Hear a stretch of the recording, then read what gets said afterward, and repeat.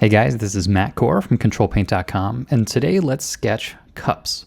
Here what I started with was just some photos of a very simple object, and the idea is just to keep the tools simple, the subject matter simple, and to just get to the drawing. And as you may or may not know, I recently released a new bundle that's all about this, where I try and get to the bottom of drawing with a stylus. Just basic lines. It's harder than it looks.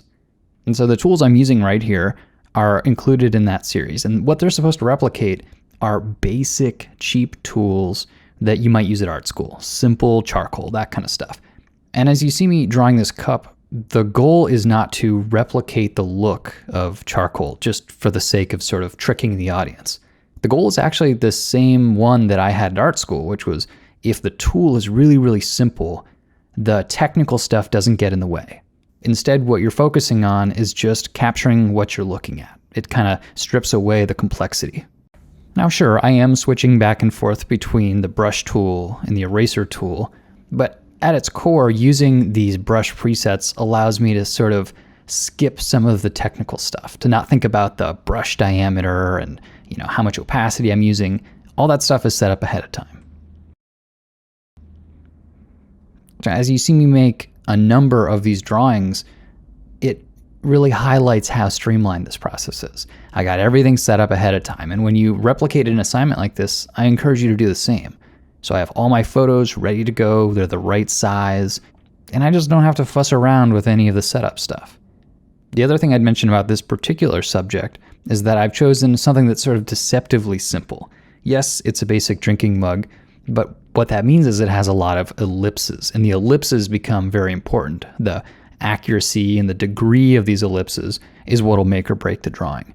So when you are doing simple sketching like this, I would say it's really beneficial to pick a subject matter that's gonna help challenge you.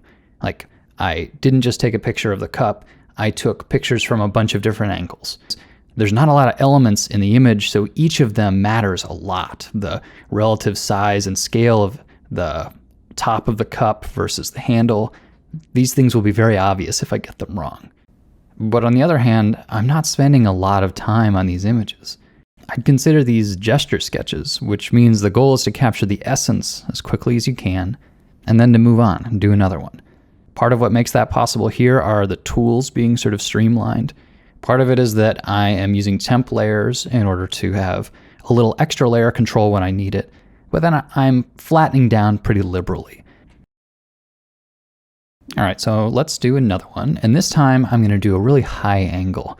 I think this sort of angle is really challenging. What it does is it has a lot of foreshortening because we can see a lot of the top of the cup, but not as much of the side. So there's this sort of visual squashing that's happening. But once again, I'm using that back and forth between adding pigment with the charcoal brush and then removing it with the kneaded eraser. In fact, I'm only using one layer right now, and that really just allows the eraser to work more fluidly. I can flip back and forth very quickly between the two tools, and it just kind of has this add and subtract, push and pull feel. To work this way requires you to memorize keyboard shortcuts, and it certainly helps to have your brushes ready ahead of time. But once you get all that worked out, it's really fluid and really dynamic. Okay, and for this final one here, I'm gonna start with measurement lines. This is visual measuring. Here I'm starting with a sort of measurement of angles, not working in tones. And I wanted to do this to contrast the last one because these are two totally different ways of working. I have the same exact subject matter, but I am doing two totally different drawing styles because there's no perfect way.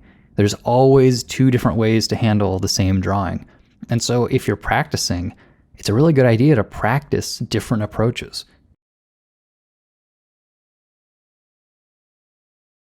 Now, if you do want to improve the way that you actually mechanically draw with your stylus, I do encourage you to check out the Digital Sketching Starter Kit. But no matter how you practice, the essential thing is that you do it. So have fun sketching. Thanks for coming to the site, guys.